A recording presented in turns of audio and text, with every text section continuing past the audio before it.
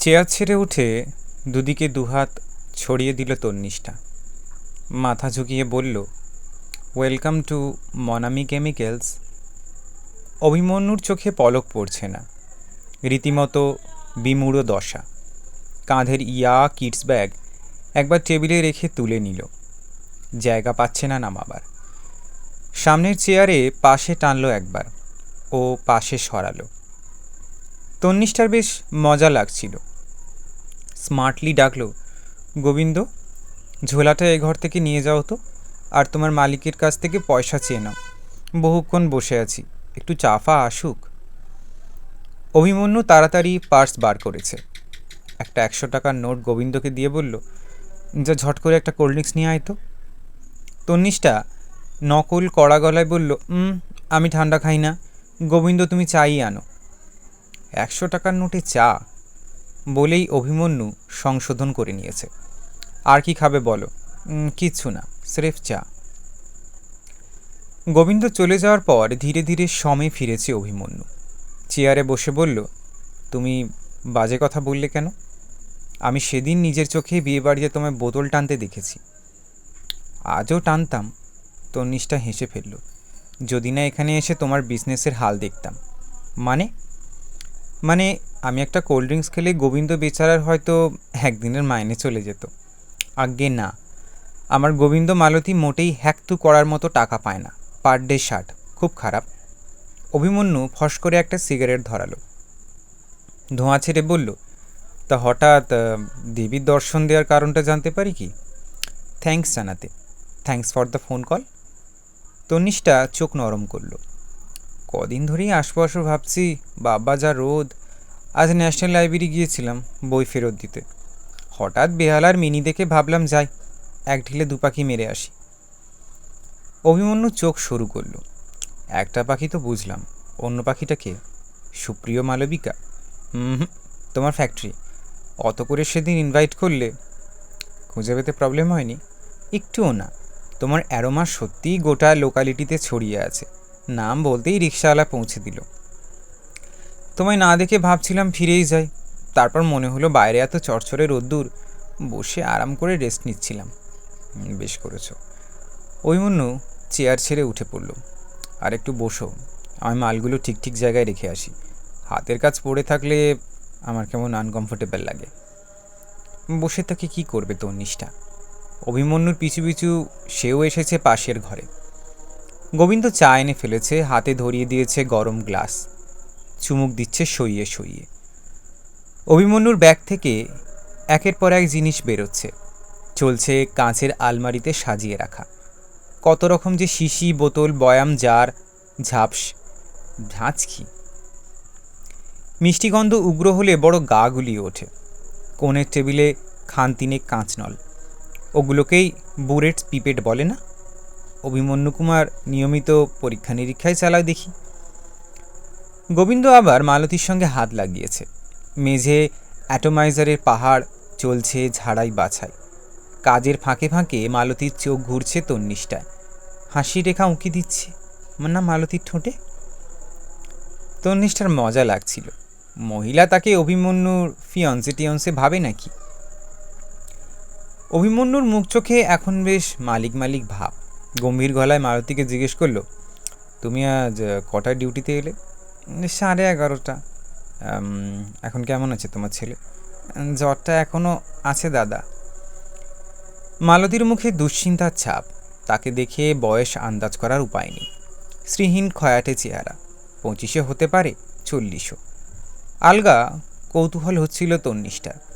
চাপা স্বরে অভিমন্যুকে প্রশ্ন করল, কত বড় ওর ছেলে? মালতী শুনতে পেয়ে গেছে, সেই উত্তর দিল, পৌষে 4 পূর্বে গো দিদি। আহারে, বাড়িতে কার কাছে রেখে এলে? মেয়েই দেখছে। অভিমন্যু পাশ থেকে বলল, ওর মেয়ের বয়স 8। সে কি, ওইটুকু মেয়ে সামলাতে পারবে? পারতেই হবে দিদি, এছাড়া উপায় কি? অভিমন্যু ঘাড় মিকিয়ে বলল, তোমার বর বাবা জীবন গেলেন কোথায়? তিনি তো একটু বাড়িতে বসে ছেলেটাকে দেখতে পারেন। তাহলেই হয়েছে। এমনিই তার কত মেজাজ, বউয়ের অন্ন খেতে হচ্ছে বলে মানে কটমট করছে। ওমা, কেন? তোমার বর বুঝি কিছু করে না? তন্নিষ্ঠা প্রশ্ন করে ফেলল। কারখানায় লক আউট প্রায় 14 মাস। ও। তন্নিষ্ঠা চুপ করে গেল। অভিমন্যু পাশে এসে দাঁড়িয়েছে। কি, আমার কারখানায় এসেছো, কাজকর্ম দেখবে না? ঈষৎ অন্যমনস্ক তন্নিষ্ঠা মুখে হাসি ফেরালো। দিখাও। গোবিন্দ যেন তৈরিই ছিল। বলার সঙ্গে সঙ্গে হাতুলওয়ালা কাঁচের পাত্র থেকে অতি সন্তর্পণে সুগন্ধি তরল ঢালছে চ্যাপটা ঘষা কাঁচের শিশিতে। মালতীর হাত থেকে একটা অ্যাটোমাইজার নিয়ে বোতলের মুখে বসালো। সিলিং মেশিনের নিচে রেখে চাপ দিচ্ছে। শূন্যে সামান্য একটু স্প্রে করল সুগন্ধি। সৌরভ বিছিয়ে গেল ঘরে। সুদৃশ্য ক্যাপ লাগালো শিশিতে। ঢেউ খেলানো পিচবোর্ডে মুড়ল, ঢুকিয়ে দিল বাক্সে। অভিমন্যু ম্যাজিশিয়ানের মতো হাত দোলালো। And that is all. আমি শুধু পারফিউমটা বানাই। ওমা, এটাই তো আসল। হ্যাঁ, তবে ওটা এক্ষুনি তোমায় দেখানো যাবে না। ওটা একটা লং টার্ম প্রসেস। দেখলেও অবশ্য বুঝবে না কিছু। কেন? ওটা অর্গ্যানিক কেমিস্ট্রি। তোমার সাবজেক্ট তো শব্দের রসায়ন। এই, বেশি ইয়ার নিও না। তোমরা কি শেক্সপিয়ার, সেলিকিডস, এলিয়েট বোঝো না? তা বটে। চলো তবে ও ঘরে, দেখি তোমার মগজে ঢোকানো যায় কি না। সত্যি সত্যি অফিস ঘরে এসে ড্রয়ার থেকে কাগজ বার করে ফেলল অভিমন্যু। খসখস ডায়াগ্রাম টানছে। পরপর সরভুজ এঁকে চলেছে। এই ধরো পার্কিন রিয়াকশন। এখানে একটা CHO আর এখানে একটা OH। এর সঙ্গে আসছে সোডিয়াম অ্যাসিটেট আর স্যালিসিল অ্যালডিহাইড। আচ্ছা খ্যাপাতো, এ যে রীতিমতো ক্লাস শুরু করে দিল। তন্নিষ্ঠা ছদ্ম আতঙ্ক ফোটালো চোখে। হাত জোর করে বলল, ক্ষমা দাও, তুমি কি এক্ষুনি আমায় কেমিস্ট করে তুলবে নাকি? উৎসাহ নিমে গেল তো। অভিমন্যু হেসে পেন বন্ধ করল। আমরা কিন্তু ঘন্টার পর ঘন্টা শেক্সপিয়ার পড়তে পারি। দরজায় মালতী। দাদা, আজ তো বেশি কাজ নেই, আমি কি একটু তাড়াতাড়ি চলে যাব? এক সেকেন্ড কি যেন ভাবল অভিমন্যু, তারপর বলল, যাও। তোমার ডাক্তার কি বলছে? ম্যালেরিয়া নয় তো? তেমন তো কিছু বলেনি, শুধু বলেছে আজও জ্বর না ছাড়লে রক্ত পরীক্ষা করাতে হবে। একা একা যে কদিন সামলাই, বাজার হাট রান্নাবান্না। কাল রাত্রিরে জগজ্জরটা খুব বেড়েছিল, মাথা ধোয়াতে হয়েছে, জলপট্টি দিতে হয়েছে। ঘরের আবহাওয়া সামান্য ভারী হয়ে গেছে। মালতী চলে যাওয়ার পর তন্নিষ্ঠা জিজ্ঞেস করল, মহিলার খুব প্রবলেমেটিক লাইফ, তাই না? খাটাখাটনি তো আছেই, তার ওপর বেকার বরের মেল ইগো সামাল দিতে হচ্ছে। মুহূর্তের মধ্যে শুভেন্দুর মুখটা তন্নিষ্ঠার সামনে উকি দিয়ে গেল। একই স্তরের মানুষ নয় তার বাবা, তবুও। পরশু রাত্রে বাবা দুম করে বলে বসল, তোর বিয়েতে আমি ক্যাশ 2 লাখ টাকা ডাউন করবো তিন্নি। তোর মাকে একটা কথা বলারও সুযোগ দেব না। আসন্ন কর্মহীনতা কি বাবার পুরুষ অহংকে আহত করছে?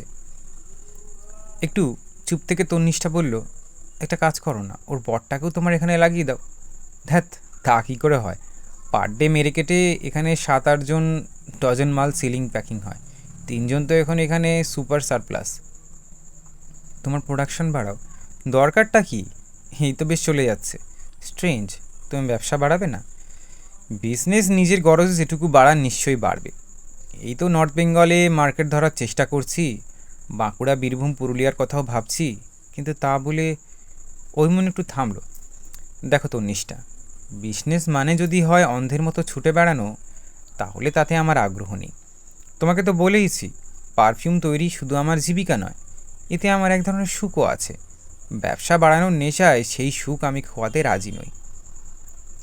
কথাগুলো ঠিক বোধগম্য হল না তন্নিষ্ঠার। অবাক মুখে বলল, এ তো উদ্যমহীনের মতো কথা। তুমি লাইনটা জানো, ভালো পারফিউম তৈরি করতে পারো, জিল থাকলে কোথায় না রাইজ করতে পারো তুমি। কে বলতে পারে তোমার এই মনামি কেমিক্যালস একদিন মিলার ইন্ডিয়া হয়ে যাবে না?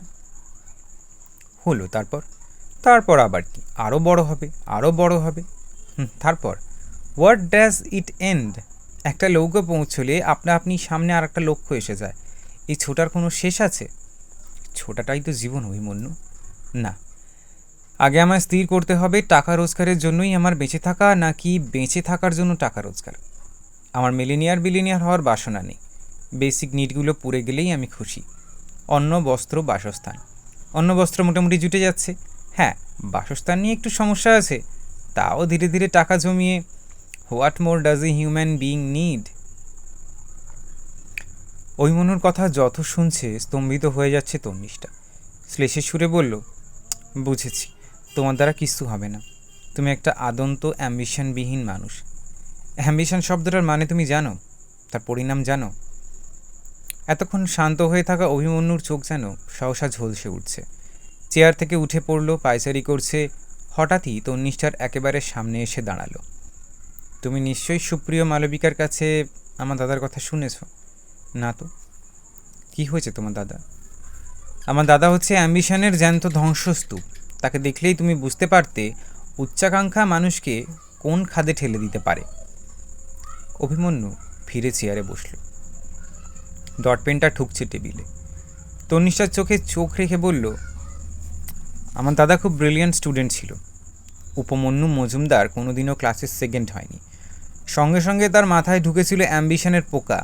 দোষটা শুধু তার নয়, তার মাথায় ঢুকিয়ে দেওয়া হয়েছিল তুই অনেক বড় হবি, অনেক অনেক উঁচুতে উঠবি। আমার মা বলতো, বাবা বলতো, প্রতিবেশীরা বলতো, আত্মীয় স্বজনরা বলতো। 8 বছরের বড় দাদা আমার চোখেও বিরাট একটা কিছু ছিল সে সময়। মাধ্যমিকে সাংঘাতিক একটা ভালো রেজাল্ট করতে পারল না দাদা। টেনে টুনে স্টার পেয়েছিল।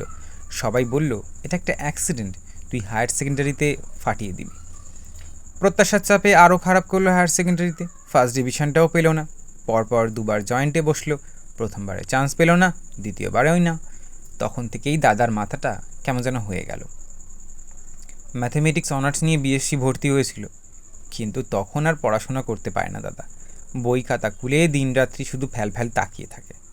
আমার দরিদ্র হতভাগ্য স্কুলমাস্টার বাবা তখন আশাভঙ্গের বেদনায় ছটপট করছে। পার্ট 1 পরীক্ষার আগে দাদাকে কি যেন একটা বলেছিল বাবা। ব্যাস, সঙ্গে সঙ্গে দাদাকে ক্ষিপ্ত, দেয়ালে মাথা ঢুকছে, দরজায় লাথি মারছে, বই খাতা ছিঁড়ছে, চেয়ার টেবিল আঁচড়াচ্ছে। তারপরেই সম্পূর্ণ পাথর হয়ে গেল। একেবারে নীরব। ডাকলে সাড়া দেয় না, কথা বলে না, সারা দিন ঘর বন্ধ করে বসে আছে। মানুষ দেখলেই কেমন কুঁকড়ে এক কোণে চলে যায়, যেন কোনো হিংস্র জন্তুর হাত থেকে আত্মরক্ষা করতে চাইছে। সে যে কি টেরিবল ফিয়ার সাইকোসিস তুমি নিজের চোখে না দেখলে বুঝতে পারবে না তন্নিষ্ঠা। ওই মনুর গলা ধরে এলো। দাদা আর অসুস্থ হয়নি, এখন আছে মানকুণ্ডুর অ্যাসাইলামে। দেখা করতে গেলেও বেরোয় না। অ্যাসাইলামের লোকজনও তাকে টেনে আনতে পারে না। দিন রাত্রি এক অন্ধকার কুঠুরিতে। লোকে যেই যাই বলুক, আমি তো জানি কেন পাগল হয়েছে আমার দাদা। দাদা আমায় বলতো, বুঝলি অভি, আমি এত উঁচুতে উঠে যাব, মানুষ আমায় দূরবীন দিয়ে দেখবে। প্রাসাদের মতো বাড়ি বানাবো, বিদেশি গাড়ি চড়বো, খোলাম কুচির মতো টাকা ওড়াবো। এরপরও তুমি আমায় উচ্চাকাঙ্ক্ষী হতে বলো? তন্নিষ্ঠা চুপ। হঠাৎই প্রবল এক চাপ অনুভব করছিল ফুসফুসে, যেন কেউ নিংড়ে নিচ্ছে বাতাস। তীব্র একটা কষ্ট অনুভব করছিল তন্নিষ্ঠা, শুধু সেই অচেনা মানুষটার জন্য নয়, সামনে বসে থাকা অভিমন্যুর জন্য। ফ্যাসফ্যাসে গলায় বলল, কিন্তু তোমার দাদা তো ফেলিয়ার। যারা সাকসেসফুল তারা কি আমার দাদার চেয়ে খুব আলাদা? তারাও তো নিজেদের অন্ধবৃত্তে ঘুরে মরছে, living in a solitary cell of their own. তফাৎ একটাই, তাদের অ্যাসাইলামেই গোটা পৃথিবীটা। সহসা কোনো শব্দ এলো না তন্নিষ্ঠার গলায়। মুহূর্তের জন্য কি শেখরকে দেখতে পেল, সৌনককে? অভিমন্যুর কথায় যেন এক গভীর সত্য নিহিত আছে মনে হচ্ছিল তন্নিষ্ঠার। তবু আজন্ম লালিত ধ্যান ধারণাগুলো ভেঙে ফেলতেও কেমন যেন খারাপ লাগে। কথাটা বেরিয়েও গেল মুখ থেকে। কিন্তু অ্যাম্বিশন না থাকলে কী নিয়ে বাঁচবে মানুষ? কিসের জন্য বাঁচবে? স্বপ্ন নিয়ে বাঁচবে। স্বপ্ন, হ্যাঁ, স্বপ্ন আর উচ্চাকাঙ্ক্ষা এক নয় তন্নিষ্ঠা। আমার কোম্পানিতে একটা সেলসম্যান আছে, খুবই সাধারণ ছেলে, পরিবারটাও নিম্নবিত্ত। বাপ নেই, মা অসুস্থ, ভাই বোনের লেখাপড়া এবং এসব নিয়ে ছেলেটা জেরবার। অসুরের মতো খাটে, ছোটোখাটো চুরিচামারি করে, তাতেও ভালো করে দিন গুজরান হয় না। তবু তার মধ্যে ছেলেটার চোখে একটা স্বপ্ন লেগে আছে। ও একদিন মাউন্টেনিয়ার হবে, এভারেস্টের চূড়ায় পা রাখবে। শুধু এই স্বপ্নটা আছে বলেই না। অভিমন্যু দু চোখে হঠাৎ আলো জ্বলে উঠল। স্বপ্ন আমারও আছে তন্নিষ্ঠা। তীব্র খরার পর জঙ্গলে প্রথম বৃষ্টি নামলে বুনো লতায় যে গন্ধ ওঠে, আমি আমার পারফিউমে সেই সুগন্ধ আনব। আমি এমন একটা সুঘ্রাণ সৃষ্টি করতে চাই যা আমার আগে আর কেউ করতেও পারেনি। সে গন্ধকে আমি পণ্য করব না, সে শুধু আমার। এটাই কি আমার বেঁচে থাকার যথেষ্ট কারণ নয়? তন্নিষ্ঠা নির্বাক, নিষ্পন্দ, মহাবিষ্টের মতো তাকিয়ে আছে অভিমন্যুর দিকে। যে তরুণ মালবিকার বিয়ে রাতে অন্ধকার রাস্তাটাকে বহমান কালো নদী বলেছিল, তাকে যেন একটু একটু চিনতে পারছে এখন, নাকি আরও অচেনা হয়ে যাচ্ছে অভিমন্যু। দুপুরটা কখন যেন বিকেল হয়ে গেছে। কোত্থেকে এক কুচি মায়া হলুদ আলো এসে পড়েছে ছোট্ট অফিস ঘরে। কাঁপছে তিত্তির। টেবিল ফ্যানের হাওয়া এখন চামর দোলায়। দেয়ালে আছাড়ি বিছাড়ি খাওয়া, ক্যালেন্ডারে ঘণ্টাধ্বনি বাজে, বাতাসের চাপা সুগন্ধে ধূপধুনোর অনুষঙ্গ। নিদাগ বেলায় অভিষেক হচ্ছে বসন্তের। মুহূর্তটাকে অবশ্য বেশি দীর্ঘ হতে দিল না অভিমন্যু। তন্নিষ্ঠার চোখ থেকে চোখ সরিয়ে ফিকফিক হাসছে। আমার বকবকানিতে মাথা ধরে গেল তো? তন্নিষ্ঠা জোরে মাথা ঝাঁকালো, ঘোর ঘোর ভাবটা কাটানোর চেষ্টা করছে। অভিমন্যু ফের বলল, প্রচুর ভাঁড় বকলাম, এখন তোমার বলো, সৌনক কেমন আছে? মনে মনে তন্নিষ্ঠা বলল, সৌনক সৌনকের মতোই আছে। মুখে বলল, দিল্লি গেছিল ইন্টারভিউ দিতে, পরশু ফিরেছে। Is it? কোন কোম্পানিতে? মিলার ইন্ডিয়া নামটা উচ্চারণ করতে পারল না তন্নিষ্ঠা। কেন যে পারল না। বলল, কী যেন একটা নাম, খুব বড় পোস্ট। বাবা, কেমন হলো ইন্টারভিউ? বললো তো ভালোই হয়েছে, ওরা দিন 15-র মধ্যেই জানাবে। ও এক্সপেক্ট করছে হয়ে যাবে। গ্র্যান্ড। তাহলে তুমি পাকাপাকি দিল্লিবালি হয়ে যাচ্ছ। জানি না। তনিষ্ঠা সামান্য উদাস। হয়তো দিল্লি থেকে মুম্বাই, মুম্বাই থেকে দুবাই, দুবাই থেকে আরও দূরে কোথাও, হয়তো অন্য কোনো মহাদেশে। আবার ক্ষণিকের নৈশব্দ, আবার হাওয়া চামড় দোলাচ্ছে, আবার ঘণ্টাধ্বনি, আবার বাতাসে সুরভি। ক্ষণ পরেই অভিমন্যু প্রগলভ হয়েছে। ওহো, তোমাকে একটা জিনিস দেখানো হয়নি। তোমার সেই পারফিউমটা আমি তৈরি করার চেষ্টা করছি। এসো এসো, দেখে যাও। পাশের ঘরে গিয়ে মেঝে থেকে একটা ছোট্ট কাঁচের জার তুলল অভিমন্যু। ঢাকনা খুলে তন্নিষ্ঠার দিকে বাড়িয়ে দিয়েছে। লম্বা ঘ্রাণ নিল তন্নিষ্ঠা। উচ্ছ্বসিতভাবে বলল, এই তো আমার ডেডলি স্মেল। অভিমন্যুর দাড়ি গোফের জঙ্গল দুলে উঠল। হয়নি। আমি জানি। কে বলল হয়নি? অবিকল সেম স্মেল। মোটেই না। কি যেন একটা মিসিং আছে। কি মিসিং আছে? জানি না। অভিমন্যু মাথা নামিয়ে নিল। মৃদু গলায় বলল, এখনো খুঁজছি।